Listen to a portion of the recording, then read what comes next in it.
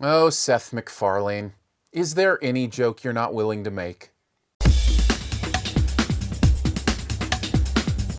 Ted 2, the latest from Seth MacFarlane, is the sequel to the movie Ted, the hit story about a stuffed animal that comes to life. Mark Wahlberg plays the owner, and what happens when this bear interacts in our world as a living, talking, stuffed animal. And in this case, wants to get married and has to prove that he is a person. Now, a lot of whether you like this movie or not is going to come down to the simple question: do you usually like Seth MacFarlane movies?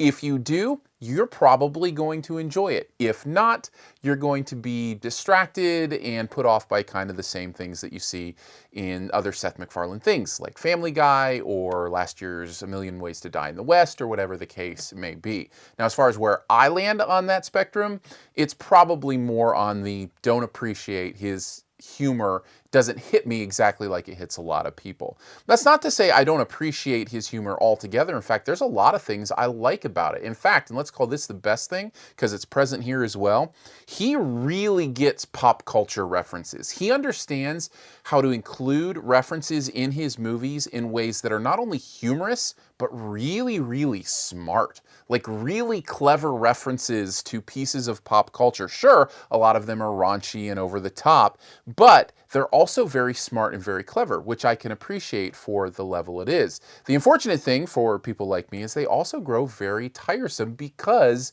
of how predictable they are in what places they go to.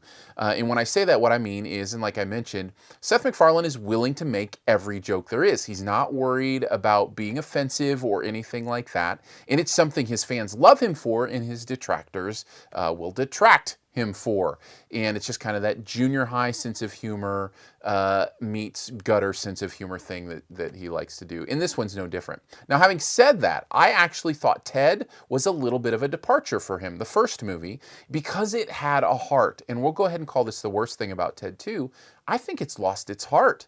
I think what made Ted likable and interesting is gone here. In fact, I find this movie a little more mean, a little more destructive rather than constructive. Certainly there's a theme there about personhood and what that means and about consciousness and those kind of things, but it's buried under a lot of biting, destructive sarcasm.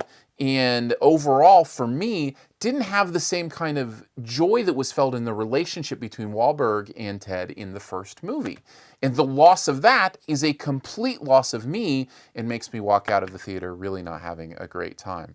Now, I will say, I mentioned Seth MacFarlane fans probably will enjoy this. I think that's true for the most part. Although I was in a half-packed theater and a lot of the punchlines fell flat. Like no laughs, like crickets. And that's really awkward when the director also gives a few seconds of, like laugh space before the next thing happens. So joke lands and then just like silence for a couple seconds while we're waiting to get to the next thing. That wasn't the case with every joke, but I'd say 2 out of every 3 jokes fell flat in the theater that I watched it with. Now, for me, that wasn't a surprise because I don't think a lot of them are funny. But for, an audience full of people who are there to see this movie, to see Seth MacFarlane do his thing, I was kind of surprised that that was the case. So maybe, and let me know if you're a Seth fan, if you love this movie as well, because the audience I saw it with, I wasn't quite sure. So it'd be interesting for me to find out. Overall, Ted 2 is a return to form for Seth MacFarlane, and whatever that means for you is probably whether or not you will enjoy this movie. For me, overall, I give it a straight C. Thanks for checking out the review. Appreciate it. Stay tuned for the Best Ever Challenge here in a bit. First, I want to let you know some other stuff that you can do here. If you click the cards up in the corner, it'll shift out. You can do that even while the movie's playing. It won't stop it. And you'll be able to see other reviews, the website, yourmoviefriend.com. There'll be a link there and also a link to support. If you do support, please, in the comments, leave what you would like me to review. I like to every month pick a review from supporters to do as a thank you for supporting. So if you'd like to do that, if you're one of the few who support, who actually send a buck or two my way, make sure you let me know what you want me to review so I can do that next month. Other than that, follow my Periscope. I Periscope movies right after I come out of the theater. That might be interesting to you. So that's at Aaron Dicer on Twitter and on Periscope. On to the Best Ever Challenge. In this case, the best stuffed animal movie ever. I will give you a clue for mine, and then I want to hear yours as well in the comments. The clue for mine, it is also about a bear with a mean streak, but this one is pink. Maybe light purple. I'm not quite sure. Take a guess at mine in the comments. Also, let me know what your favorite stuffed animal movie is. And as always, I'll give you about 5 extra seconds to hit the subscribe button right down in this corner.